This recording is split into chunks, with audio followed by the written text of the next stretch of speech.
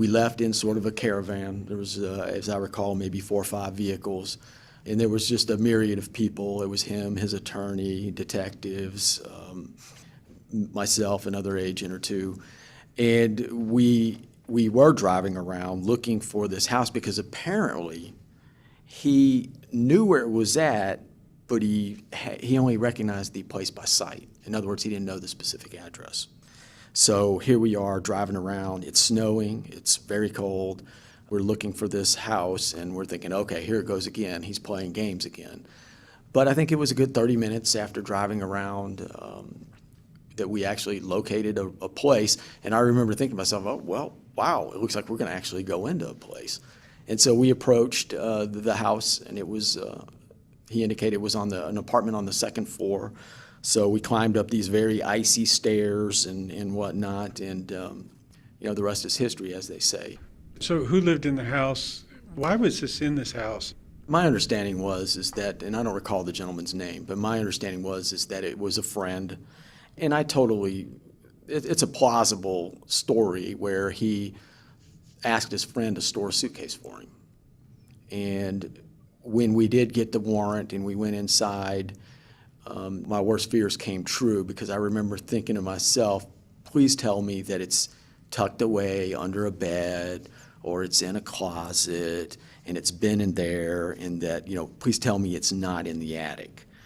And because I recognized right away when you look at the structure that it's not going to be an air-conditioned or heated attic, climate-controlled attic. So when we got in there, and it's very cold. It's very cold. I think if it was 10 degrees outside, that was probably on the warm side. And when we're inside the residence, I very distinctly remember the attorney looking at him looking at the attorney, and everybody says, okay, where's it at? And then he takes his finger and points it up in the air, and I was like, oh, no. And then you see the little square access panel in the ceiling, and I'm thinking, oh, this is not good. So we popped it open, and we waited for a good 45 minutes to an hour. We had some other things going on that we wanted to get in place before we went up into the attic. But one of the key things about that is it allowed the temperature to gradually change up in the attic, which I thought was important to do, and several people agreed, is so that we didn't quite shock the instrument, taking it out of that very cold, dry attic into that very warm, humid, heated space below. So it had a lot of time to equalize.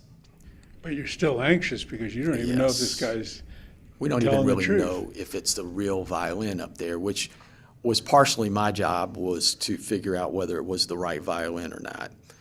And anyway, as the story goes, we ended up borrowing a ladder from a SWAT ladder, which is one of those collapsible, foldable ladders, not the sturdiest thing in the world, as Captain Point will agree with me. This is now what time at night now?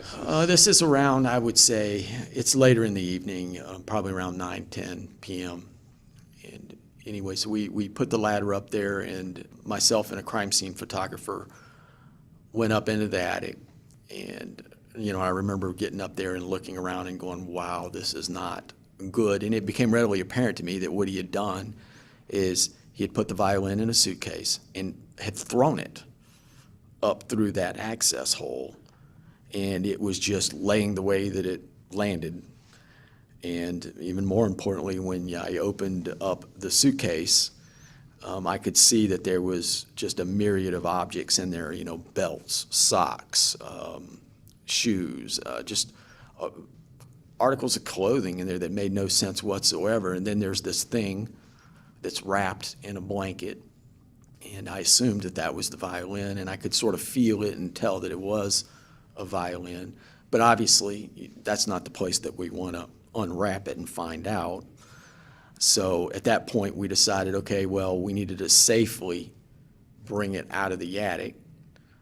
So after consulting with the people that were there, we had some special packing material brought up, packed it into the suitcase to make sure that it wasn't going to rattle around or move around or shift.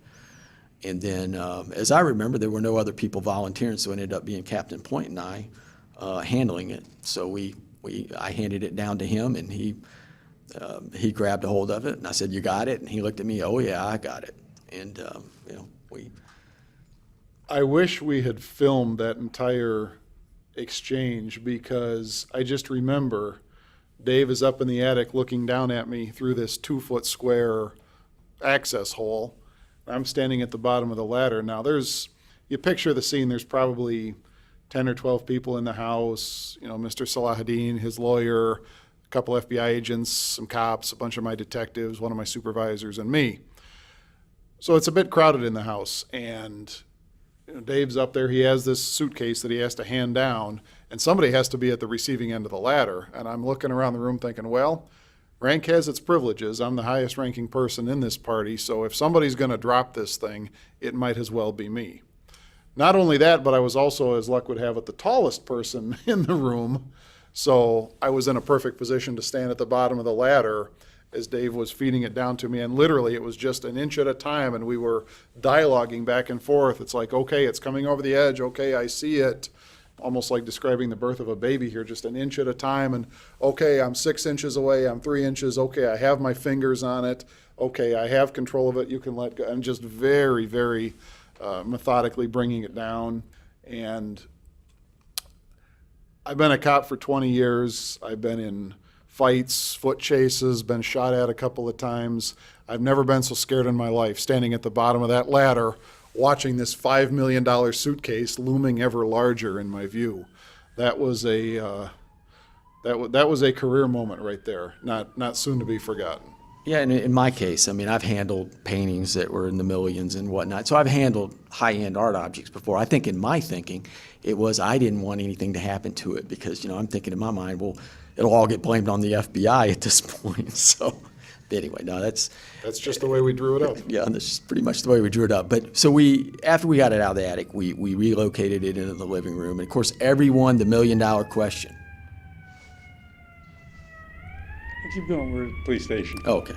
So it's the $1 million question. 1, is the violin in the case? And 2, is it the right violin? And I guess the third question, is it okay? Now, I felt pretty qualified to answer the first 2 as far as the actual condition of it, if that was another question.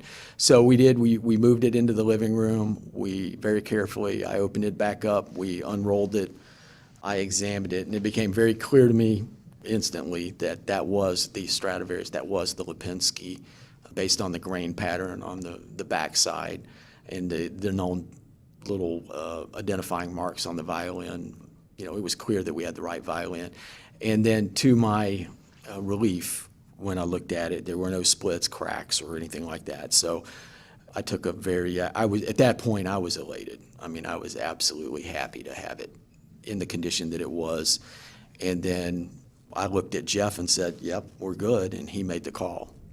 And what about the violin bows? Were they in? They were wrapped with it, Because those are quite valuable also. Absolutely, and that was the case with these 2 bows in particular. And he made a big deal, he being Sala, made a big deal about wrapping it in his baby's blanket and what kind of great care he took of the violin. And I take great exception to that. I think he got more lucky than anything. Like I said, it was pretty clear to me that he had just, with no thought whatsoever, had taken this priceless object, put it in a random suitcase, not even filled, and threw it up in a cold, dry attic. And as I remember speaking to the expert that takes care of the violin, had it gone another few days, there was a high probability that the violin, the back, would have split because of the humidity, the lack of. Which would have instantly ruined the violin, reduced its monetary value by half to 2/3 right off the bat. So I just, as an aside on that, I remember having some discussions about it later, and we were so, and rightfully so, concerned about the condition of the violin. How was it stored? Where was it stored? What kind of condition would it be in? But at times you kind of have to stop back and think, okay, this violin was at the time 299 years old, older than the United States of America. This wasn't some hothouse flower. that was going to wilt and die if the temperature dropped by 10 degrees. I mean, this thing had been through wars, famine, pestilence, back and forth across the ocean, how many times. So we were right to be concerned about its condition, but there's a good chance that maybe that thing was just a little bit more hardy than what we kind of gave it credit for in our overabundance of caution.